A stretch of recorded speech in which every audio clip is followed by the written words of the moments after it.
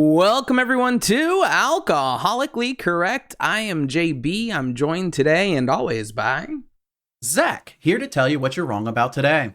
Appreciate it. Welcome back, Zach. Welcome back, everybody. How's the week been for you?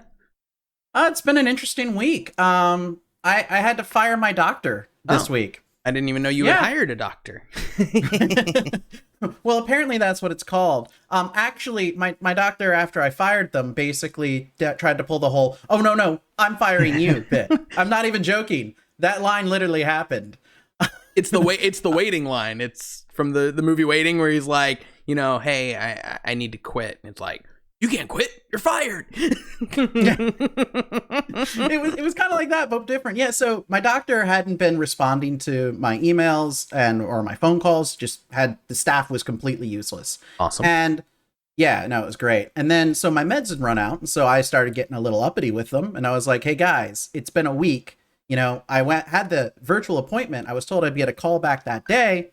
And I didn't get a call back. And what instead I got was basically told to, jump off a bridge. And so finally, after a week of yelling back and forth, I finally was like, no more. Like, I'm not leaving the phone until we figure this out. And they're like, oh, well, you didn't do your lab work. I'm like, you didn't give me the lab work to do.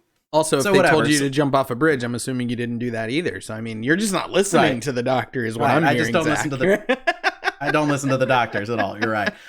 No, so it was overall just like one of those. And I was like, all right, fine. So I put a scathing review online. I scheduled another doctor appointment with someone else. And out of the blue, finally, my doctor messages me and goes, hey, so we saw you put a bad review on the thing.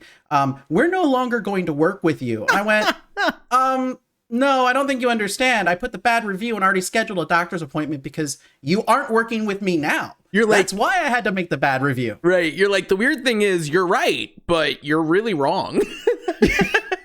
We won't be working together anymore. Not because I posted a bad review.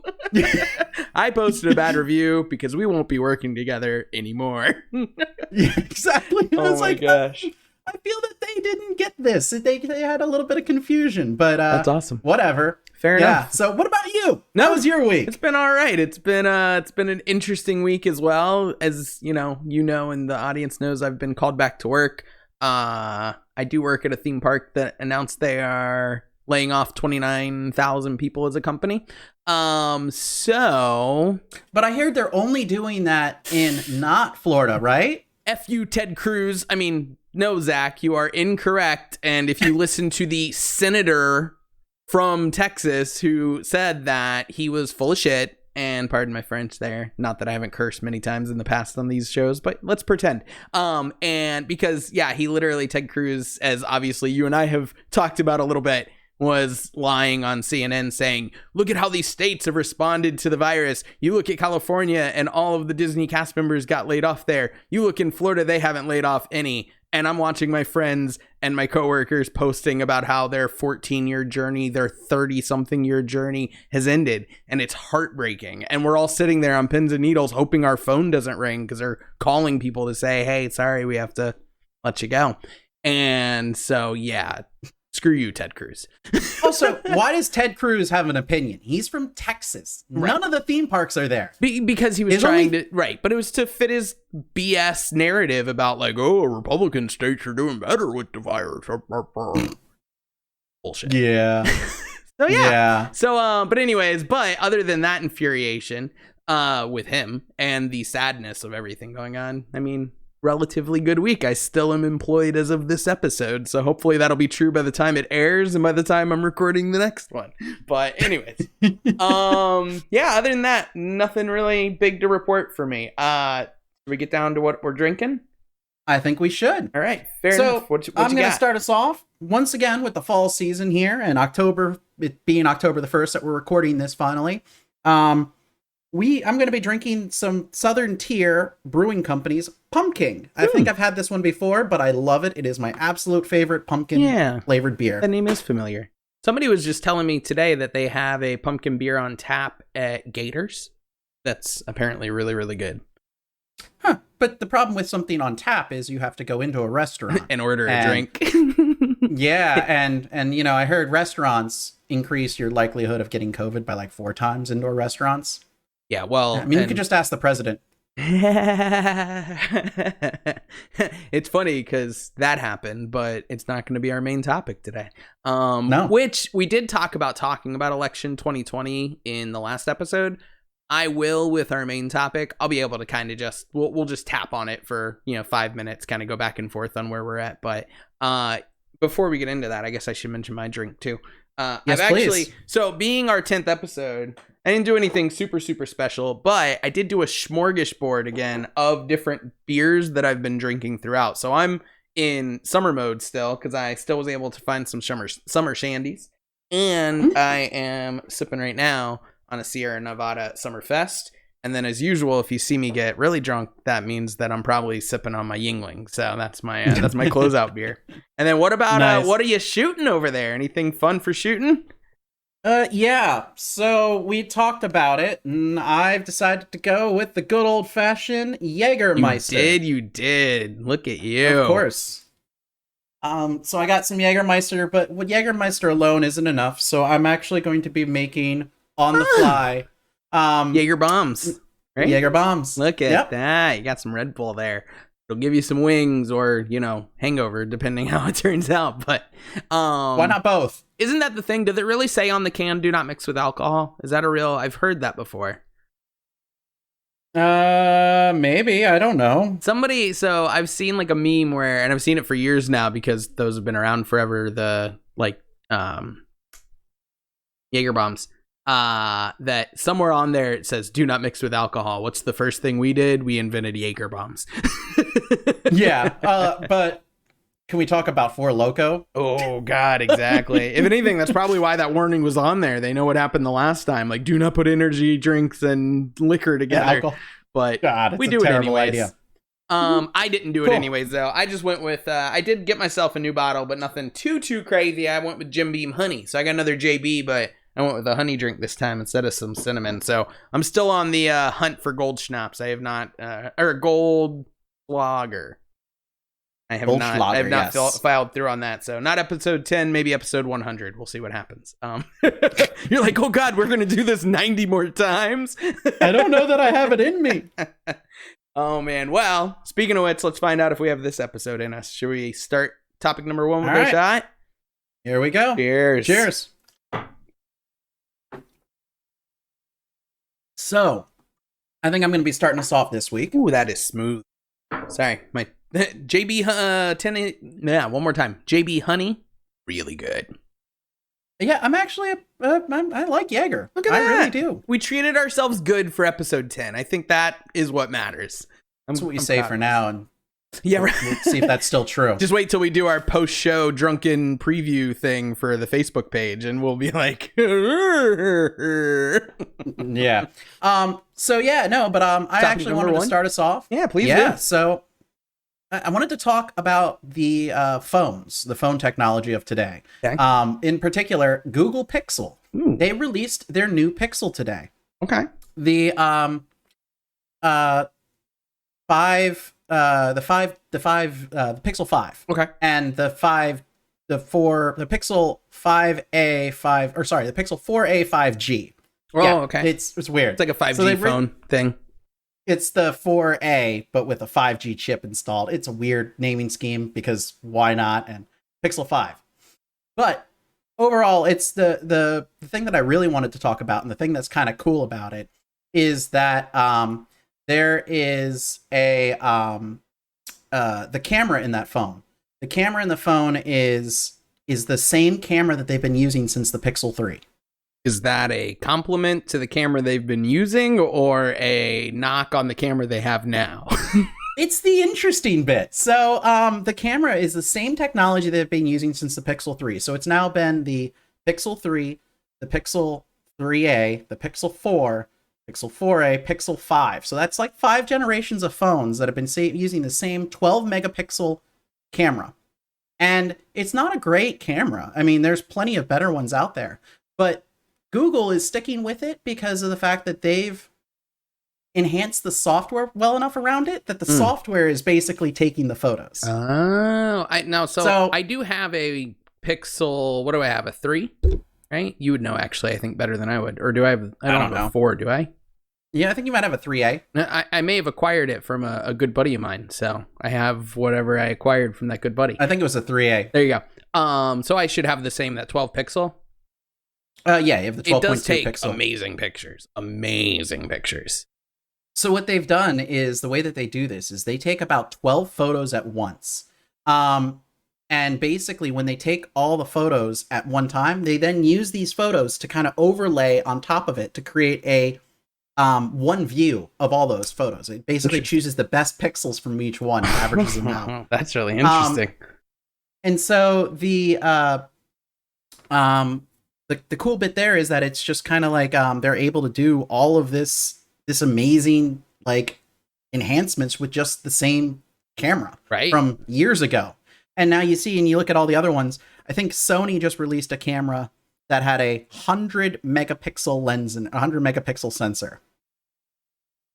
Now, the funny thing about that is the best DSLRs on the market right now, the very best ones with the very best $1,000 lenses in them, like they're just the glass piece in the front, can only take photos and resolve down to about 32 megapixels. Okay. So this is just, it's a wasted sensor basically. Interesting. And they're like, yeah, but it's really kind of crazy that Google is still using the same exact camera chip that they've been using for God knows how long. Yeah, for years. They just keep improving what it does essentially instead of trying to improve the camera itself. And I wish, I'm like trying to recall so bad.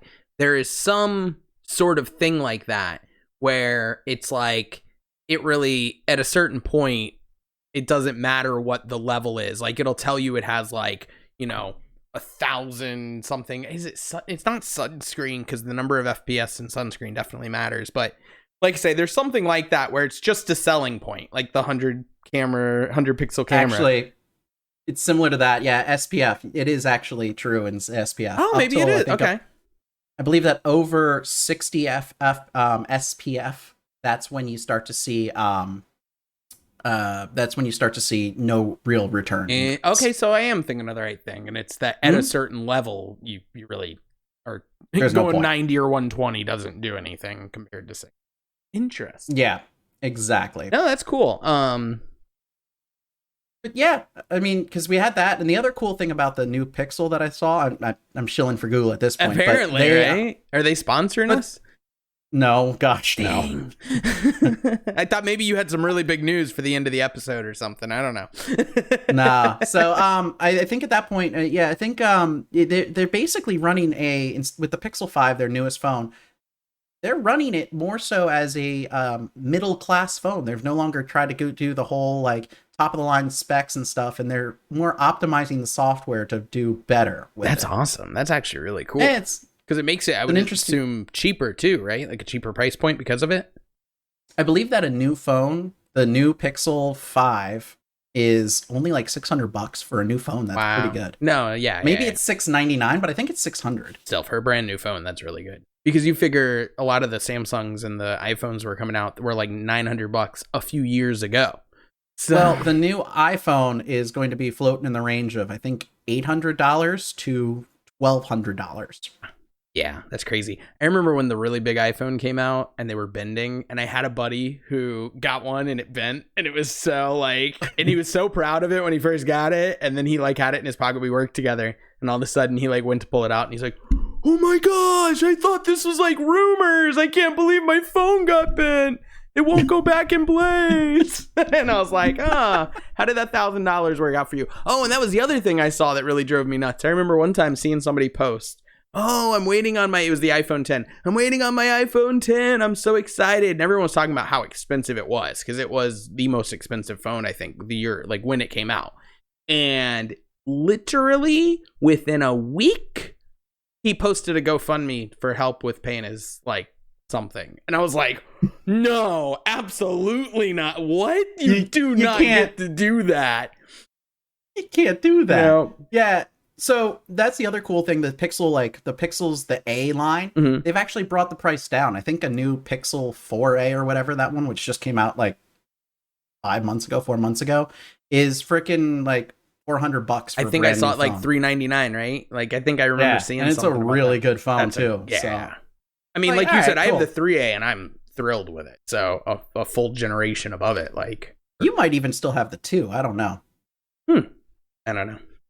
Obviously, I don't pay that much attention. Enjoy it. I still enjoy it. That's all that matters. Well, all I know is I went from the Galaxy S9, which I liked, good phone, to it, and it doesn't feel like significantly better, but it doesn't feel in any way worse, and the camera does significantly better. So to the whole point of this topic, trust the camera. You're gonna be okay. Like, don't let the 12 pixels freak you out. I think it's more trust the software, and I think that's the crazy part, is we've gone past the point of hardware. Now it's all about software doing magic to create better images than hardware could have possibly done in the first place. Were you purposely doing this subject to help set up the next subject with the improvement of and the cheapening of why do you always gotta start like trying to lead things, and you always start leading before we take a shot? I didn't tell you what it was. I didn't tell you what it was. Okay, you ready for topic number 2? Shot. All right, let's do it. Yes.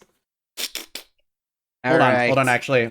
Give me a sec. I didn't pour my thing. Oh, that's right. You have to make yourself a little Jaeger bomb. I didn't forget. Yeah, in fairness, like I say, I did not give away at all what it was. I just asked if it was supposed to be a lead-in. So this time I held back. Cheers. Cheers. All right. I'm going to drive the car. So you're excited. You're excited about this. Yeah. So I have been asking for a while. We alluded to this. I will say it a little more specifically now. We had recorded 3 to 5 episodes over the course of a few months, because we would always get together to do them back then, of what we thought was going to be alcoholically correct. And, with the equipment, we weren't really versed in using, so we had issues that way. There were obviously, drunken cold difficulties as well, where we didn't record one episode and things like that. All that to say, we did what I thought was a really great episode at the time on UBI, Universal Basic Income. Free money, as we called it at the time, because that was fun. So I have been asking to have a universal basic income discussion for a while, and you wanted to put it off, but I'm driving this episode's main topic, so we're going to do it anyways. And like I say, I really do. I think that we have some points of disagreement, but we'll get into that. So first, we should go over what UBI is. Do you want me to explain it since it is my topic that I'm driving, or do you want to kind of give a rundown of it? So I'm going to do a quick cheat rundown of it, purely because UBI is not alone in the bubble, and you can feel free to fill in any gaps that I miss.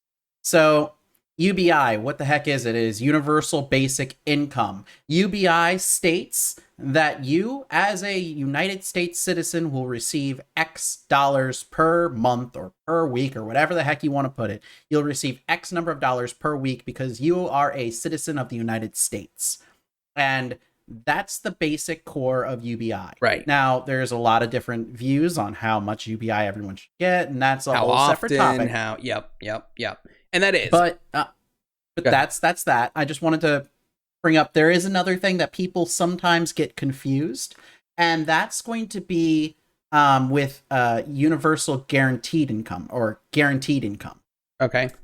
And so universal guaranteed income says everyone, when they're working, will get up to this amount, or everyone who's working will get this amount no matter what.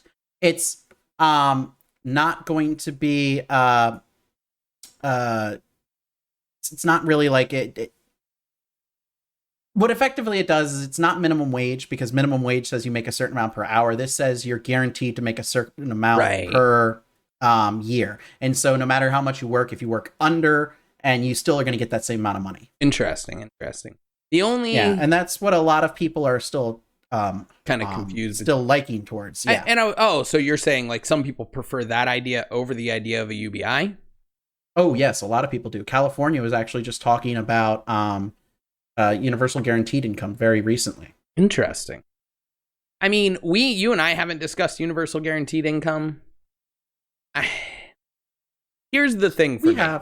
So in the discussion of UBI, I got behind this idea, and I would say it's probably my first, other than the 2016. It's so ironic it came up again. We're not going to cover it in this episode, but the 2016 situation with the Supreme Court, and where the Republican Party just was so blatant with their hypocrisy compared to what they said in the 90s when, you know, there was a nominee during the last year, and especially when that happened in February, and that happened well before the election in November, and they refused to even see the guy. My point with bringing that up was that was my first foray into getting out of the Republican bubble, so to speak, and really looking more broadly, which I had always kind of aimed to be very open, but you still, it's so natural. We talked about it a few episodes, well, the first couple episodes, how like now it's even easier to get zapped into your own, you know, echo chamber almost incidentally. And so what broke me out was that. And then this election, what really broke me out was Andrew Yang. And I've mentioned in past episodes, but he kind of rose to prominence as the only candidate running for president that was pushing for a universal basic income, which I'll admit wholeheartedly was really the first time I had ever heard the concept at all. It's not a new concept by any means. They've been talking about it for years. I mean, how long would you say in the country they've been talking about it for, what, 100 years? Close to it? Yeah, actually, surprisingly, it was first brought up way back when. It was brought up, I think, as part of the New Deal at one point, even, or even before then. I know Nixon, during Nixon's administration, they almost passed it. It came close. Yeah, there's a lot of different moving bits there. But yeah, so overall, yeah, so UBI is a cool idea. It's right. The problems is there's a lot of moving parts to a system such as UBI, and we can't get certain things right as is, which this is where you're going with this is you were a big Yang Gang guy. I was. Right. I didn't, my least favorite thing about being part of the Yang Gang was the Yang Gang title, to be honest. No offense to the Yang Gang who might listen to the show. It just, it seemed like a slippery slope into kind of caricaturizing him as a candidate and the movement of the as a thing. And for someone who was already a fringe candidate that was trying to gain notoriety and did, to his credit, right? We'll actually talk about that too in just a second with just what he did for UBI, as far as the public perception on it.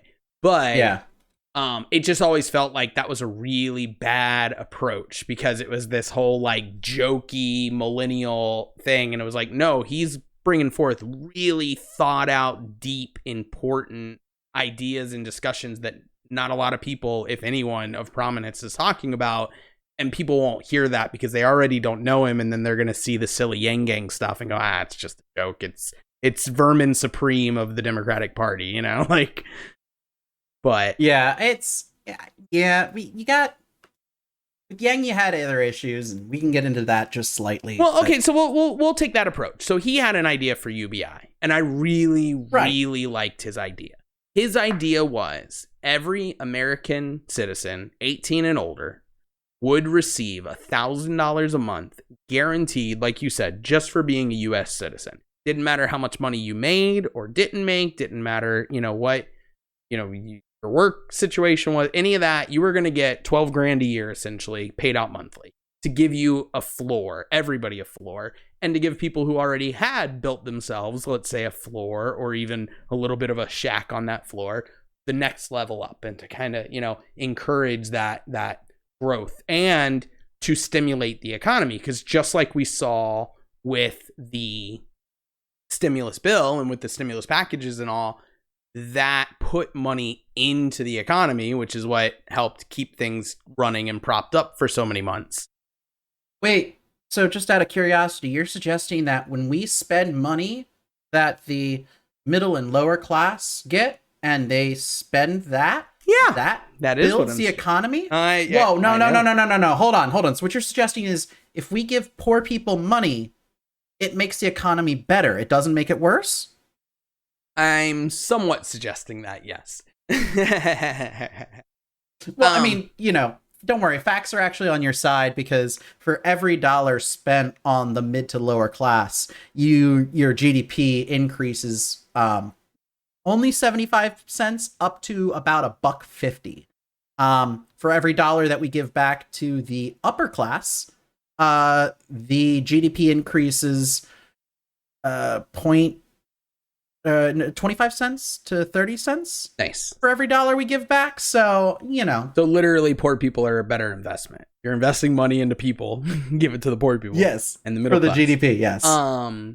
Well, and the reason I said I'm somewhat suggesting is not because I'm backing down from that idea. I do agree with that. And one of the things that I really never had considered and had heard until becoming a Yang follower and really looking into these ideas and the concepts behind them was, you give someone $1,000. That's not just $1,000 going into the economy. It's the $1,000 that they are then spending across, different ways, depending on obviously their circumstances.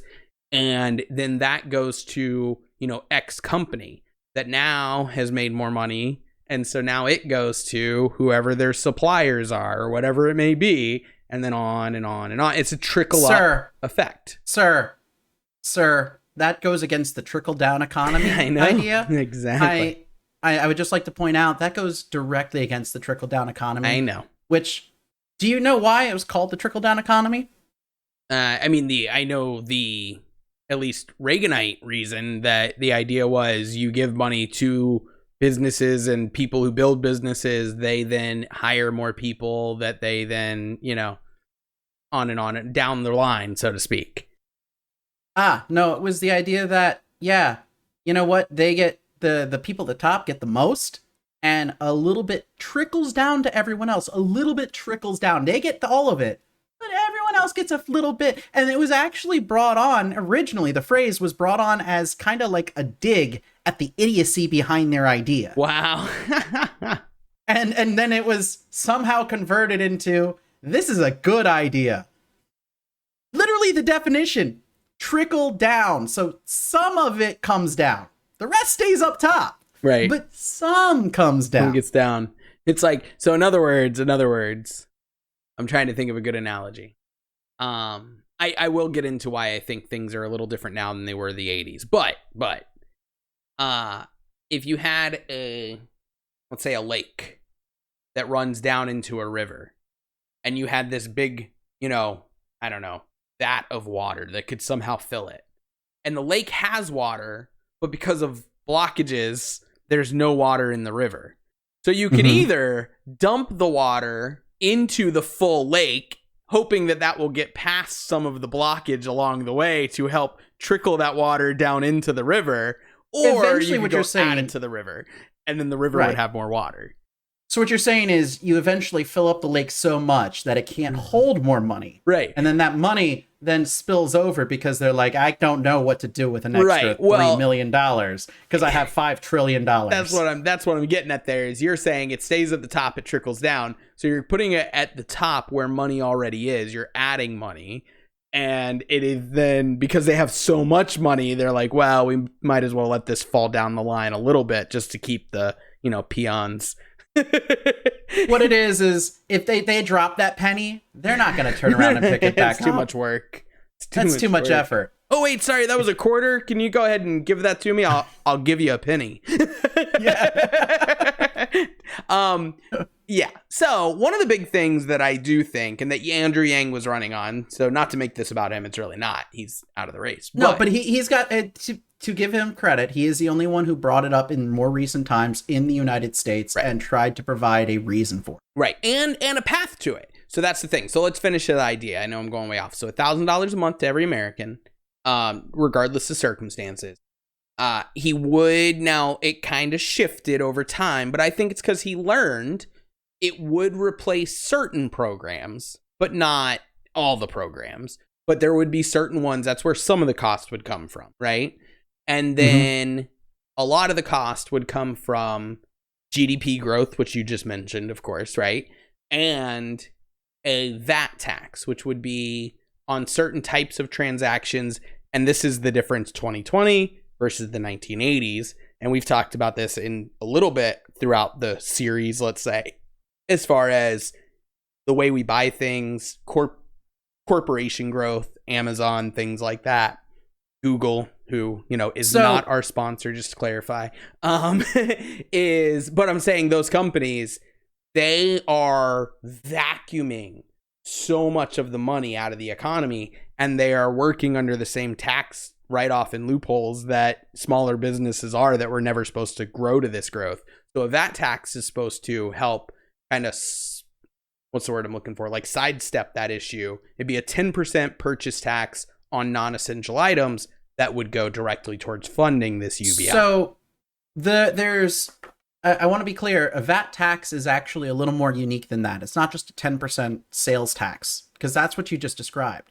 The VAT tax, the interesting part about a VAT tax is it's value-added tax. So it's added any single time you take something and you add value to that product.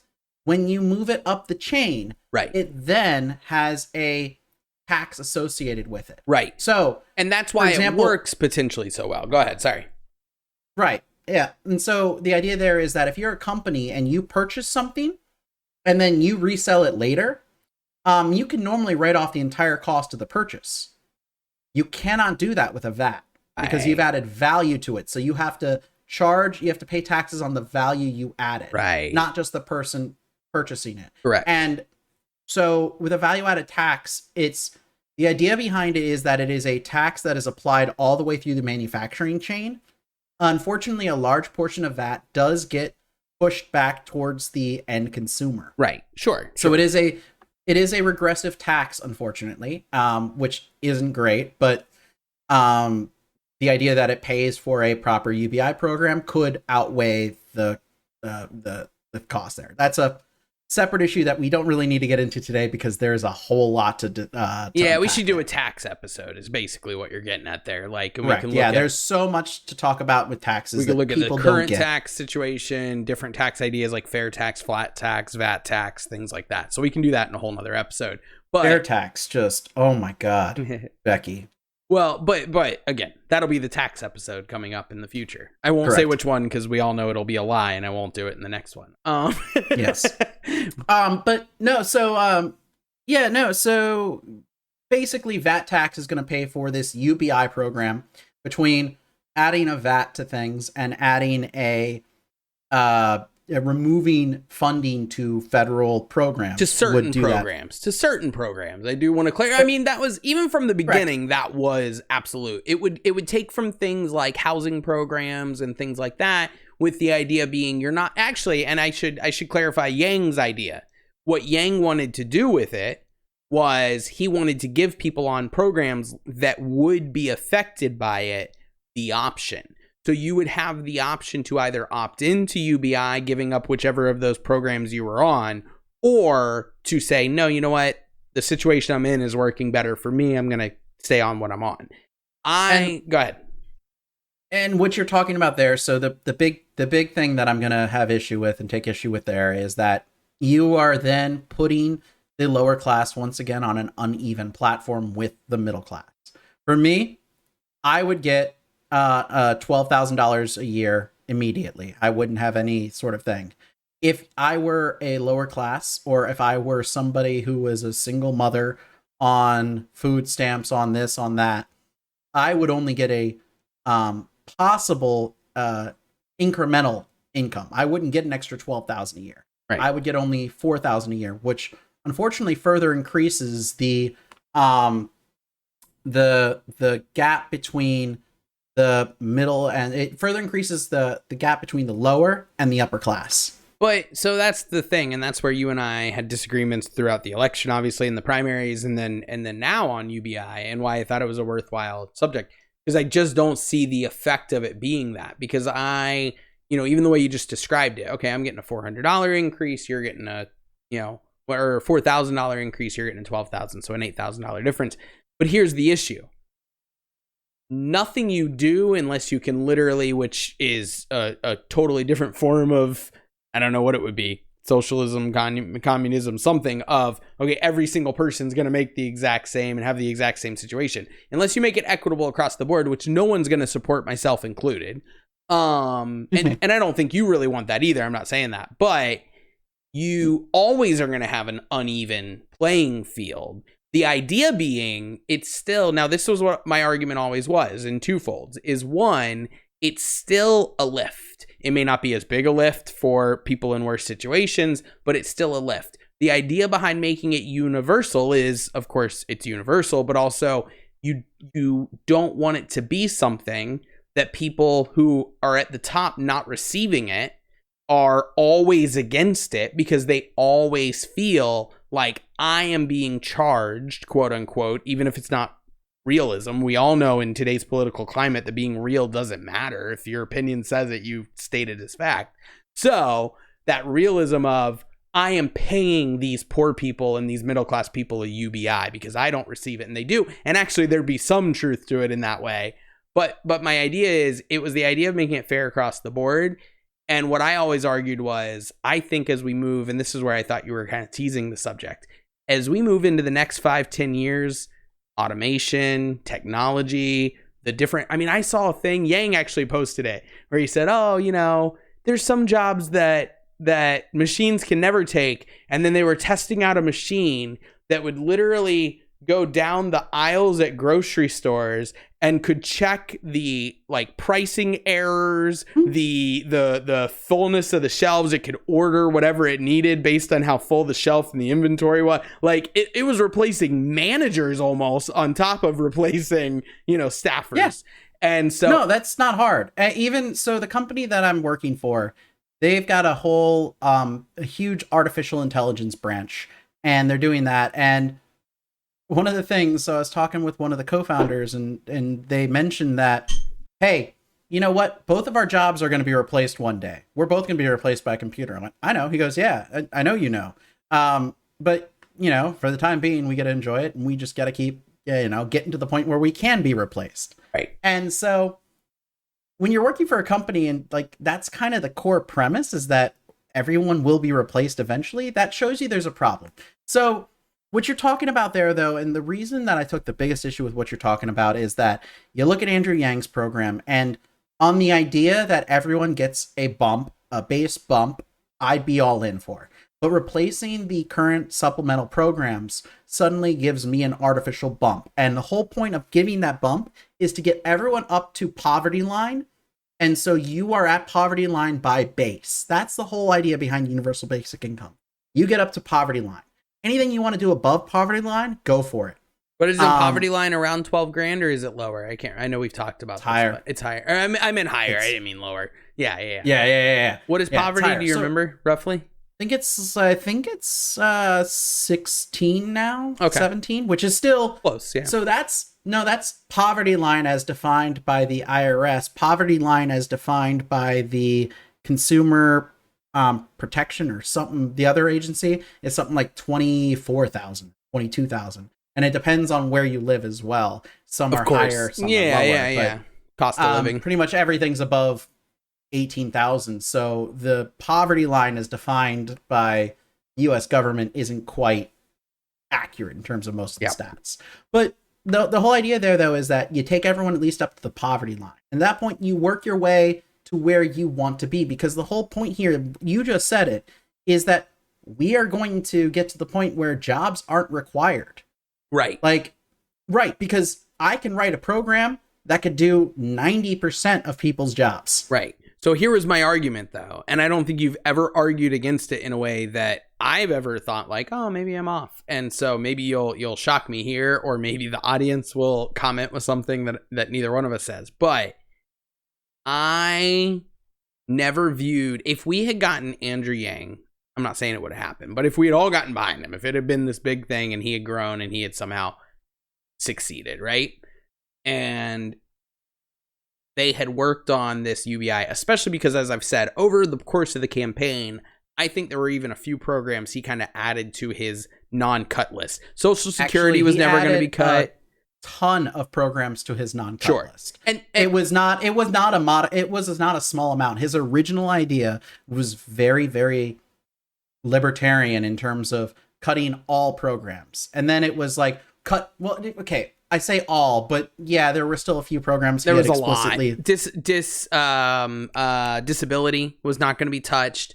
like I said, Social Security, like including Social Security Originally, insurance. Section 8 housing was touched. I do think housing, I agree. Housing, yeah. He backtracked on it later because he understood that it doesn't make sense. But the whole point there is that you should not ever be somebody who's already in the lowest tier should never be being disadvantaged towards higher tiers. Like, somebody from a higher tier should not be able to take advantage more on a program than somebody on a lower tier. Right. And my argument always was, and again, it's still, that the less people you have in need, so you are taking people on middle, lower middle and all that up some, and you're still taking the lower up some, even if it's not as much because of the way the math shakes out, you are then moving forward able to respond to those in more need easier. And that, as I kept alluding to and was getting to before that, was the program can change. But if you only have one candidate talking about a program that, like you just said with your job, I mean, literally, we are talking, a 5 to 10 year span before you're going to see a massive amount of jobs replaced, right? Or am I off? So technology could replace most jobs in 5 years. However, it's not going to happen in 5. It won't. Purely because, no. There's a lot of reasons why it won't. We're looking at a 15-year problem right now. Okay. But again, on the upper end. No, I get it. We're at a huge point. At the same time, not only are we at a huge point, we could actually speed it up. And as I said, if we could approach it the right way towards, hey, how do we use this to benefit the world? How do we find ways to encourage people to use the time or the energy or, the fact that instead of needing to earn their whole income, they need to earn the rest of the income they need to build their lives and yada, yada. But how do we utilize this and then adjust the idea as technology changes things as far as what people are earning and I could see a blending of a universal basic and a universal guaranteed income, to be honest with you. I really could.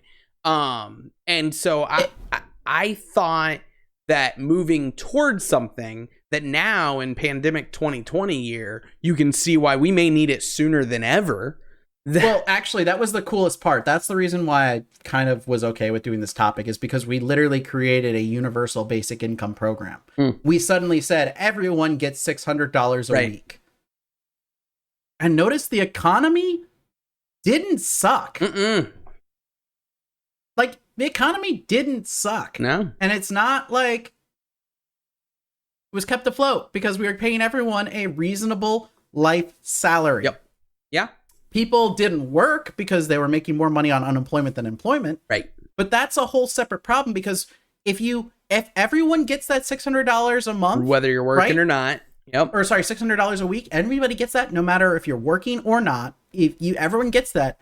Suddenly, you know what? I might take a job for $5 an hour doing like some menial task because it's something to fill the time, and an extra $5 an hour works. That's the because thing. I'm able to survive without this job, but I'd rather have a little bit more money. But there's a big gap difference between that and saying, hey, here's $12,000 a year, which isn't enough to survive on, and I'm going to take away some of your benefits, which was my biggest thing against Yang, especially when you looked at originally, he was going to be removing some of the benefits on the American Health Care Act, the ACA, Affordable Care Act. He was going to use some of the, remove some of the tax benefits that are being received, which is reduced cost on healthcare, as part of the program. Originally. Yeah. You sure? Originally. Yeah. I had never heard that one. Yeah, I mean, no, I never the Affordable heard Health Care Act was one of the ones that he had originally slated as the things and as the differences, because there was a huge, right? So there are people who pay $60 a month for healthcare when they're not employed.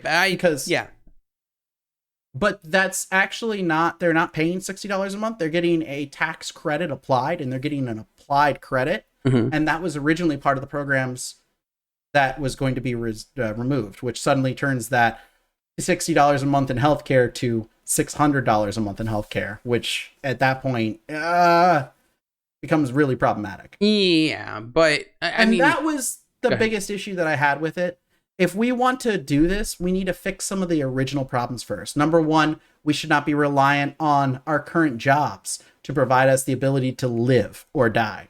So healthcare needs to be separated from our jobs. Once healthcare is separated from our jobs, we can be separated from our jobs. Once we can be separated from our jobs, if we have a universal basic income, which is based on VAT tax or whatever, which VAT tax and corporate taxes could easily cover the costs, proper ones, then suddenly now we get to the point where we can actually start to go, okay, so everyone has a baseline. You know what? Maybe we don't need a $15 an hour minimum wage because everyone has the baseline ability to live, which is kind of the idea of the guaranteed basic income, but it does it in a less stupid way, right? Guaranteed basic income is kind of a half-ass step to universal basic income. Yeah.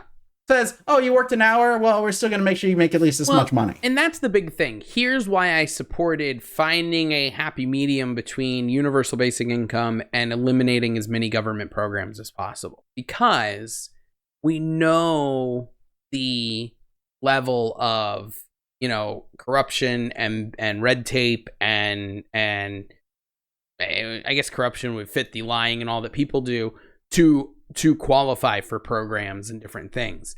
I wanted a idea that said, okay, you don't need to not work to get this. You don't need to lie about your income to not get this. You don't need to do these things. And so a guaranteed income on its own, like you said, is dumb to me, because all that does is incentivizes me to try and hide as much income as I can to get back from the government as much as I can, which I guess our taxes also currently do in their own way. But still, I'm not going to confirm nor deny that statement. Probably smart. But seriously, yeah, that's the whole point. Is I really wanted less red tape, less oversight. I wanted it to be something really cut and dry, and said, okay, here's where we're going to gather as much of this as we can. Here's where we're going to spend it. Because the thing is, it is a $3 trillion a year idea to do universal basic income. That's so much money. Hey, that's like, a stimulus bill and a half or something like that. So, well, it's not even a stimulus bill and a half.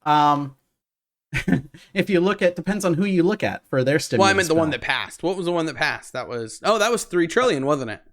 It was. And actually, if you take a look at what we spent to save Wall Street, it was a little higher than that. We put in, I think it was $8 trillion in total into Wall Street from the feds. That's current. That was with the quantified or whatever.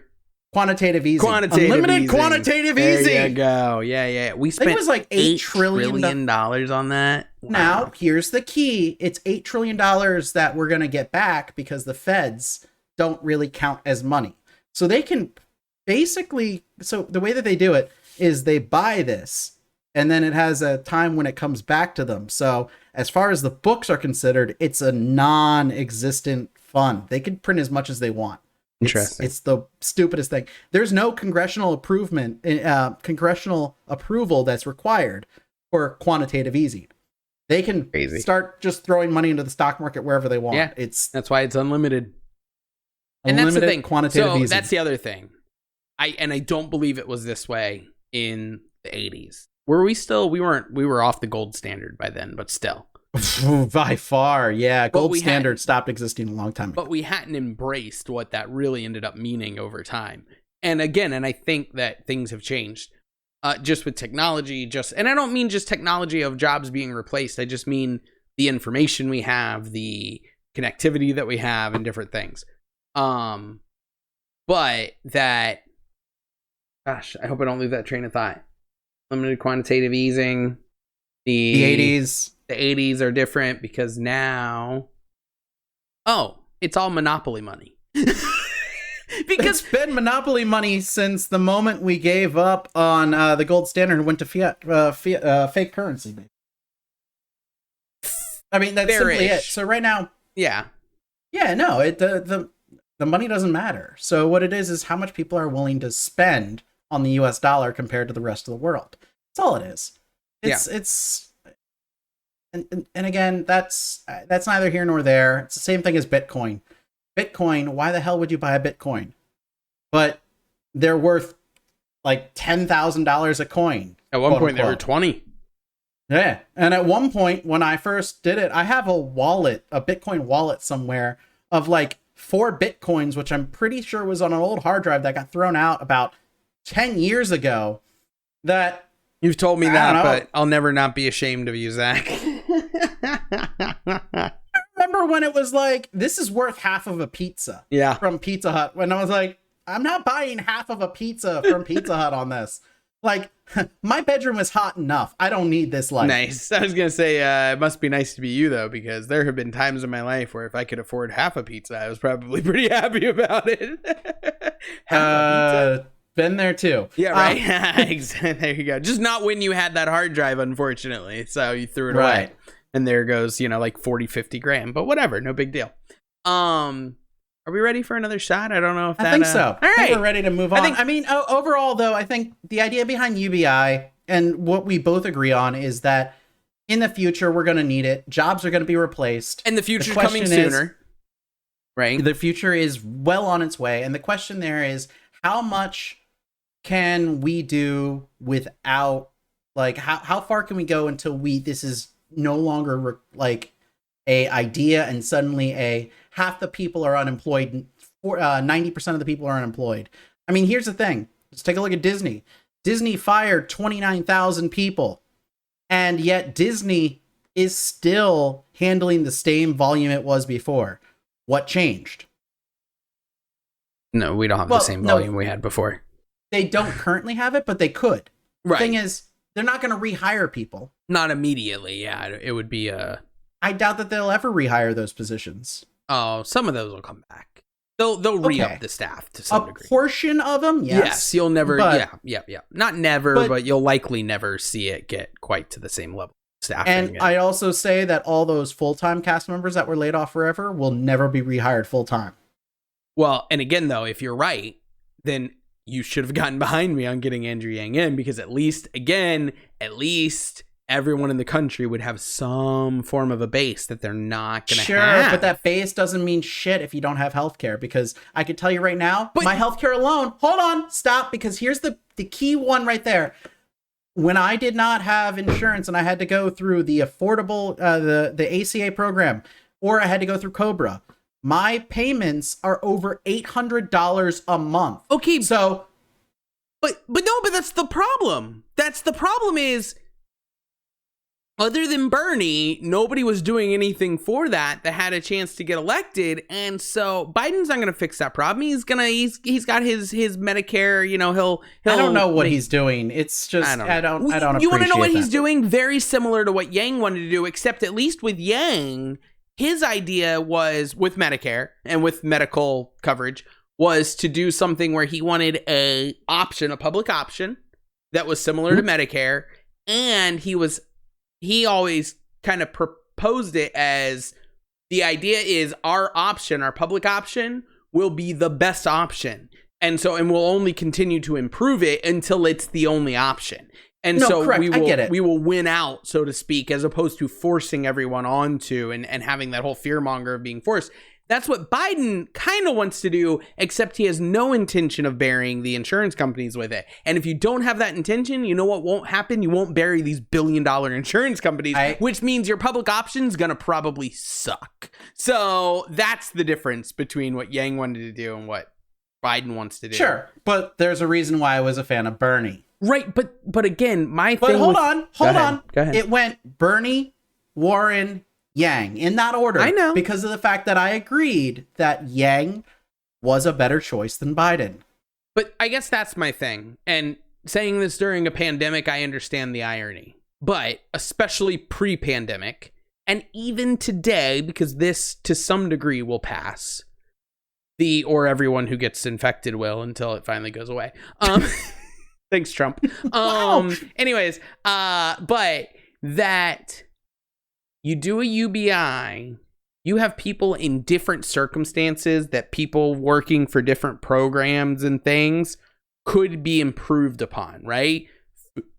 food stamp situation, starvation, housing, things like that. That extra 12 grand plus coupled with, like you said, getting jobs that maybe before didn't make ends meet, but now with that, maybe they could. Those would help people in all different circumstances. Medicare for all, which is going to be a contentious, hard fight to get passed, will, especially if you go straight to we're going to mandate it and cancel everything else. Medicare for all help every single person in the world. Not really, though. It'll only help the people who already, when it comes to medical coverage, are in a impossible situation where they're going bankrupt. False. So that whole premise is false, and we'll get into it later. But out of curiosity, how much do you pay a month in health insurance when you are working? Because right now Disney covers it. Well, no. Now that I'm back working, I pay again. So it's like $65 a week. So 6, 12, 18, about $250 a month, let's say, for me and my daughter. That's not how much you're actually. Well, let me finish too. And my wife pays for her own still. And once we had the baby, well, anyways, nobody needs to know that. But the point is that she pays another about $35. So altogether, we're paying about $400 a month for the three of us. And your employers are paying another about $800 to $900 on top of that. Oh, wow. Okay. I thought it was half. I thought they did half. No, it is not half. Yeah. I can guarantee you it's not half. I believe you. I didn't look into it. Way too many times had to deal with that. Yeah. It is not half. In fact, it's far more so. So they're paying probably 80% of the burden on the of your health insurance costs. And so, you know what? If you do an universal healthcare program type thing, well, that's 80% of that amount. Whatever the 80% difference is, can go back into your pocket or your employer's pocket. Either way, it goes back into the cash flow. Yeah. So, right. Yeah, I don't know. Either way, I think we can move on. Yeah, I think so. I get what you're saying. Covered things. I think we didn't really accomplish anything, and I think we still say UBI needs to happen eventually because we're all screwed otherwise. But for you, the difference is slightly further down the road priority than it is, in my opinion. Correct. Fair enough. Yeah. I disagree. We both agree within 15 years we're screwed without it. And I will leave it on this since it was my subject. And the next one's mine too. I think that 15-year window actually shrunk because, to your point, the technology will get there sooner, but it'll take longer because of human whatever process. However, coronavirus changed that because a lot of comfortability situations and things like that were going to take longer for people to move to ordering from home and all that has completely shifted because people were forced into it by circumstances. And they found out, wow, this is way easier. Instacart's a lot easier than going to the grocery store myself, yada, yada, yada. And so all those different things are going to only get more prevalent in 5 years, whereas they may have taken a decade before because you needed more older people who now know how to do it to die out. So anyways, that's my point. Enough. All right. So we'll move on to topic number 3. Topic number 3. All right. Hello. Cheers.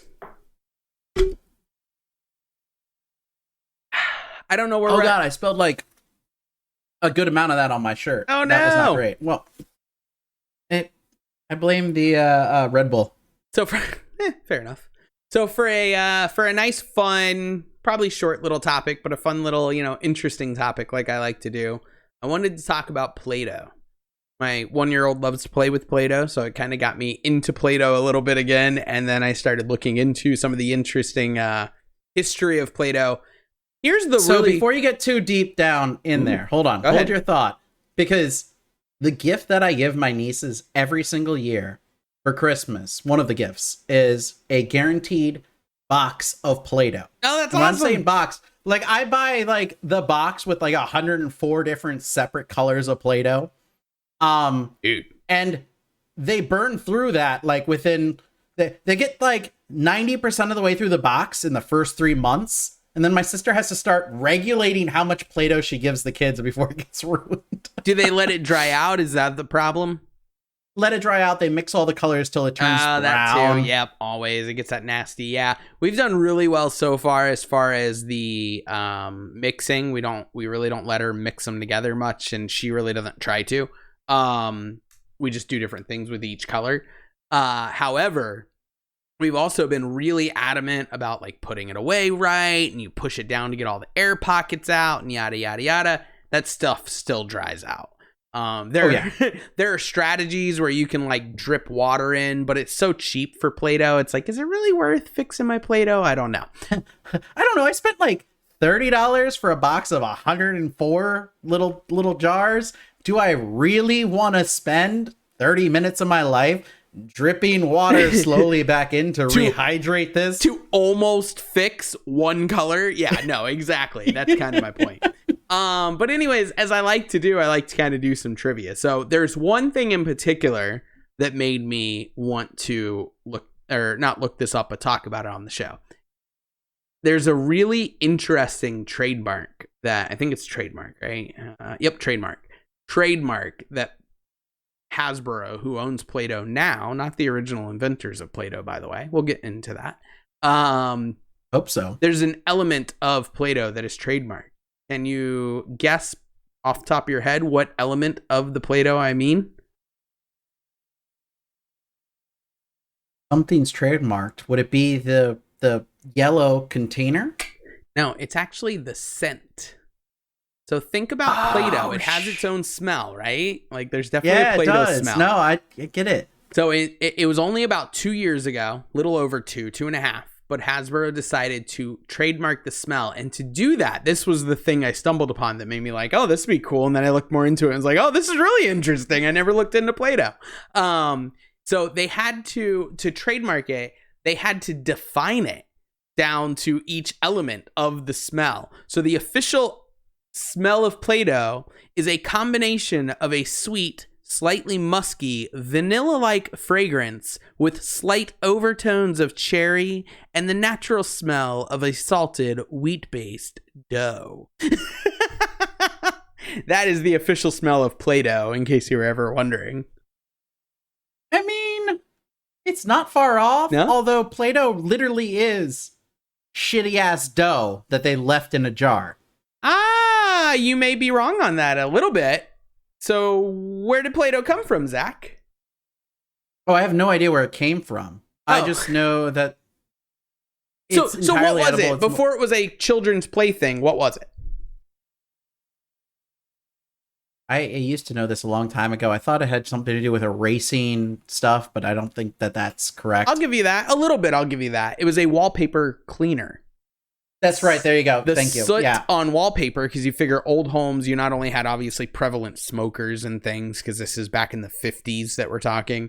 So that was how you heated your house, but also exactly what I was going to say. So whether you had that, but I'm saying back then too, smokers were much more prevalent. So you had soot and smoke in your house all the time. That's right. It was for. And it was racing, cleaning. I was close. Yeah. No, you really were. That's why I said I'll give you that, because that was impressive to me that you knew it was for taking something off. And what happened was there was a school teacher and they had, I forget what they had. And she was like, this stuff is not fun for my kids to play with. They were it was like a compound. I think it was like a true clay compound, right? Yeah, I think you're right. And so I think it was her brother-in-law, something, but he was a home builder thing, and he or something, and so he said, this stuff we use may work for what you're trying to do with that, and so he like sent it to her, and they ended up making a company. So do you know the original name of Play-Doh? Oh, I've heard it in the past. I will never once be able to remember it in my life. Bring it on. Kutol. Kutol. Kutol. Isn't that weird? Play-Doh works a little better. Yeah, a little bit. And that's the thing. And Kutol was also the name of the original company that owned it. And a couple other companies, Rainbow something. And that's actually, so one more thing. Uh-oh. Do you know the original color of Play-Doh? There was only one color to start. Like when it was sold as a wall cleaning material? When it was sold as, maybe it was named Kutol, but when it was sold to be played with, it was in a can, not in a yellow rubber thing, obviously. So do you know what color it was? I do not. And if I had to guess, I'd say a shitty ass brown. Nope, white. It's actually white. Really? So it literally looked like a compound. Yeah, and then over time, they added, red and blue and different colors. And obviously now there's every color you can imagine. Every color. But yeah, no, that is, that to me was kind of interesting that the color is white, especially because, like I say, the company name they went with after was something like Rainbow something. And I was like, you named your company Rainbow, but you're selling white Play-doh? Is the only Play-doh that you have? That doesn't seem you like add color to it as you want. Well, fair enough. A little food coloring. Yeah, but it's edible. Play-doh is edible. Fair. Well, it's non-toxic, which it wasn't always, but now it is non-toxic. So correct. It is not suggested to be eaten, but it can be eaten, except they do say because there is a lot of sodium in it, which is interesting. There is because that prevents bacterial growth. Oh. It is so salty to prevent the bacterial growth. And they say don't let your animals anywhere near it because it can be really bad for them. It'll animals get completely ruined by salt. Humans are like, meh. Have you seen a Big Mac? Exactly. Big Mac, nothing. How about McDonald's fries and the people who add salt to them, where they're and it's like, what? Do you know how much salt is on McDonald's fries? It depends on who made the fries. Yeah, okay. I'm just saying. That's fair. I've had some non-salty McDonald's fries, I suppose, but Grace once ordered French fries from what was it? Chick-fil-A, the waffle fries. Yeah, and they had a little salt packet icon, and she said, "Oh no, I don't want the salt packet icon." They put no salt on the French fries. I have to say, they're not worthwhile. They're not edible at that point. No, that's crazy. So literally, it's not that we like French fries; we just like salt. Right, exactly. Oh yeah, no, 100%. Like waffle fries, best French fries in the world, Chick-fil-A, but there was no salt on them. It wasn't worth eating them. That actually makes sense. You have to throw them out. Wait, so think about that too, because waffle fries are better than traditional fries. Why? It's a bigger surface to hold more salt. Thank you. Yes. You know what's happening. I didn't know before. You've just taught me this. I appreciate that. I didn't realize. So all it is what, fried dough potato would you like to receive your helping of salt on? Yes. I don't know how we got into French question? Fries. What I forgot to do when I brought up Andrew Yang was election 2020. Should we close out with election 2020 and then wrap up the show? We can, or we can just wrap it up. I mean, I promised we'd do it. Just kind of, we've seen the debate. Trump has COVID. It is October, actually 2nd. You lied earlier and said the 1st. That's okay. It's October. I mean, it's not coming out until like the 12th or whatever, so it doesn't matter. Not that late. But my point was that where do you feel? How do you feel? What do you think's going on? What? Actually, explicitly that late. Say what? It's coming out it doesn't come out till the 12th. Or sorry, the 13th. Oh wow. Yeah. Oh man, I wish it had been the 12th. Don't you feel like an ass? Yeah, darn. Okay, so there you go, audience at home who's not listening by this point, who makes it all the way to the end of one of these. But anyways, we barely make it. Either way, it doesn't matter. Like, yeah, okay, so we're all fucked. So we had a president who was talking over his vice president candidate, and his vice president candidate, who the previous vice president, right? His competition for the job, who was the vice president of the United States. Because I think it's important to really clarify that. Like, this is a man who literally held the position, on top of being a senator, held the position of vice president for 8 years and is now the direct competition to be the president. So he was in a debate for the job.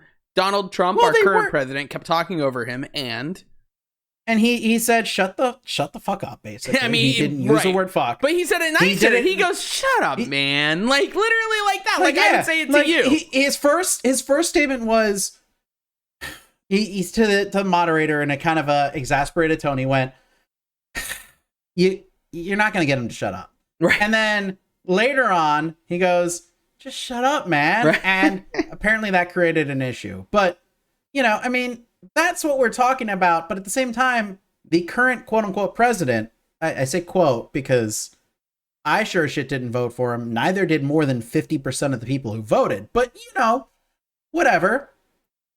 He did not have a majority vote. In fact, he didn't even have the popular vote. But, whatever. He's the president that we quote unquote voted for. So our president is upset because somebody told him to shut up. Nice. Well, and actually, no, worse than that. His supporters are upset because someone told him to shut up and because people are happy that he was told to shut up. As if we haven't all been sitting here, anyone who didn't vote for him, which is, again, the majority of the people who voted and way more than the majority of the people in the country because of how many people didn't vote. That didn't vote for him, we're all sitting here thinking like, God, will someone get this guy to shut up? So, yes. Now, and I was never the VP to say that, but, you know, I don't care. I wish he'd shut up. Yeah, that's all we can all hope for.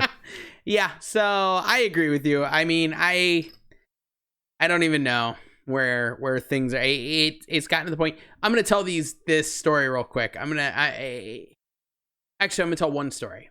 So a buddy of mine, who I will not name, and I won't quote this time, even though I told him when I quote him, I will call him out. So you can put 2 and 2 together if you listen to multiple episodes. Little teaser. Anyways, he told me a long time ago that he talks to his father every day. Every single day they have a phone call. That his dad is his hero, right? And he just, like, he loves his dad, yada, yada. So I hadn't seen him since all this, and 6 months later, and then I'm talking to him, and he said, I haven't talked to my dad in months. And I go, and I knew that was weird, even though he didn't in the moment tell me that. So he probably didn't even know that I remembered he had told me that, but I totally did. He goes, my wife and I were wearing shirts in a photo on Facebook that said Black Lives Matter. And he exploded at me. He told me that, you know, he'd rather have a drug addict as a son. He told me like that he failed as a father, all this stuff. Yeah. And he goes, and I just don't, he goes, and this is one of the sweetest guys I know. Like, I love this dude. And he said, I learned all my empathy. I learned all my care from this guy. Like, this guy's my hero. And I just don't understand what's happened. It's like his brain has been warped. It's like he's been fully brainwashed. And my own situation, like, I won't go long and hard into it, but I mean, some of the stuff when I get into conversations with my parents about this, and I'm sitting there and literally I'm saying, I love you. And I hope that we'll have strong, intelligent leadership to push back on the Democratic Party, because I do believe there's a lot of corruption in the Democratic Party, obviously. Nobody questions that. Right. The problem is it's like right now what you're talking about is a question between some corruption and blatant corruption. Literal corruption. Just corruption. Right. Just corruption. Justifying corruption. Yeah. And I said that. And the response is, I'll say it. The response is literally to tell me, I'm glad my parents, meaning my grandparents, are dead, so they can't be ashamed of your views. That's the response to I love you, and I hope we can find candidates to push back on the people that you're saying are so evil together, because I also don't fully embrace all of their ideas. I mean, come on. Who's warped there? Whose brain's not firing on all cylinders? Is it the person saying like, hey, I love you, I know you're a great person, even though we don't agree? Or is it the person saying like, screw you, you're an abomination to the world and to our whole family line? It just doesn't make sense. And I'm not saying, that's not me crying. That's not me whining. Like, I know that's crazy. I said to somebody earlier who's in a similar situation, crazy's gonna crazy. And you don't let the ramblings of crazy people affect your self-esteem. But it's still so insane that you have to call it out. Well, I mean, to be fair, I don't know if you ever watched Community, but if you had, Community made this very clear about a certain generation. That they explicitly mention it multiple times that certain generation has a certain sense of self-satisfaction, or just self awareness, as they call it, but just basically they think that they gave the world everything. Yeah. And it may or may not be the boomer generation. It is. And our parents alert, may or may not be part of that generation, and therefore our parents may or may not think that they gifted the world everything. Yeah. And if you have no idea what I'm talking about, just look up baby boomer Santa. That's all you need. Baby. And just watch the video, and it literally explains the way that they think. And we'll end episode 10 then on that suggestion, Baby Boomer Santa from Community, just to give a little extra to help you find it. We've already thrown a lot of Community out at this point, but I like it. Fair. I'm gonna start dropping some Scrub stuff, even though it's older, because that's my show. But you already did. Oh, good. Okay, I'll drop more. But I like Scrubs. Good.